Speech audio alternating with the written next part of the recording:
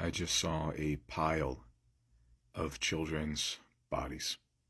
I opened up Instagram and someone had posted a video of a pile of corpses no older than 5 or 6. 2 of them were younger than my son, who is barely a year old.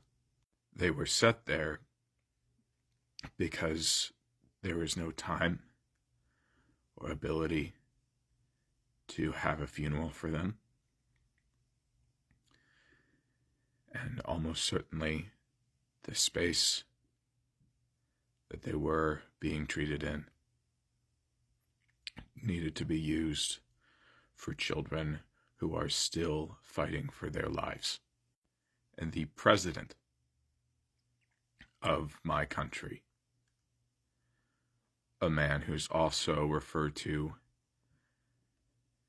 as the leader of the free world, the most powerful man in the world, wants me to be angry with the person who posted that video instead of the people who murdered those children. He wants me to be angry that the story got out. Not that there was a story in the first place. And why is he wanting me to be angry with the person who posted it? It's because he is guilty for their deaths. I've been scared. I've been terrified. I have been so unsure and so full of doubt for years now.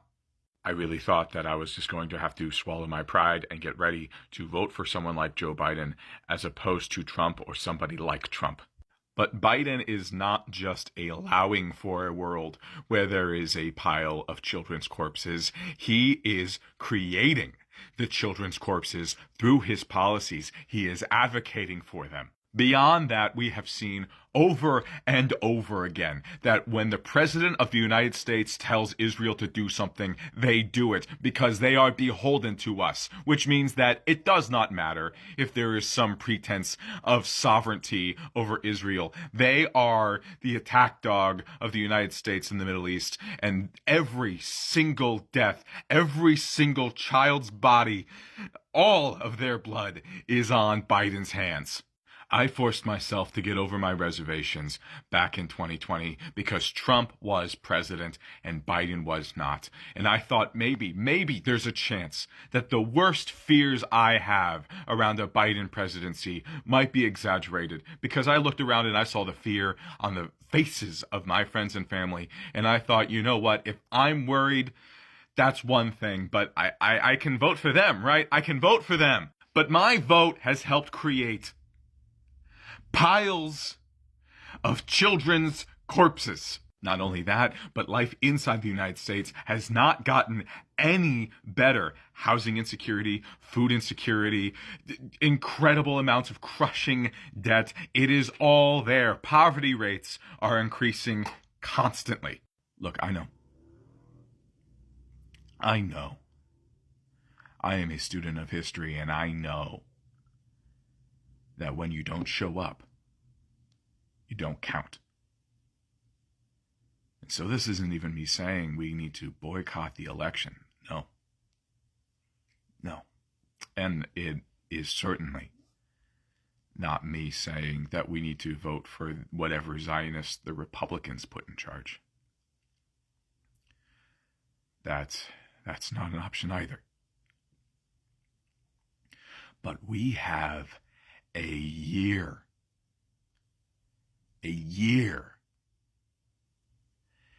And the Democratic establishment wants to act like it is a done deal, like it is impossible to find someone else.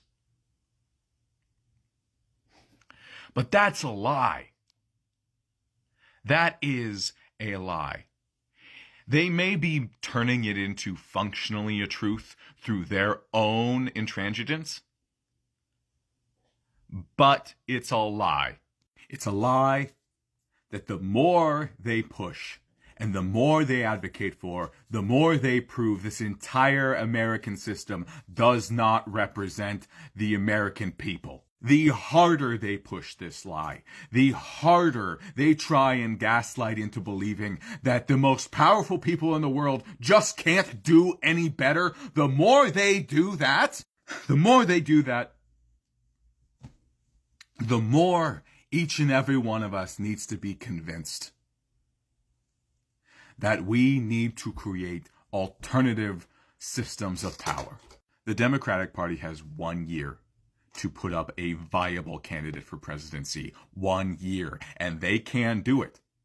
They can do it if we make them do it. And if they don't, well, guess what? Every popular uprising throughout all time has required some sort of flashbulb moment, a single event in time that jumpstarts a revolution. These events are almost impossible to plan.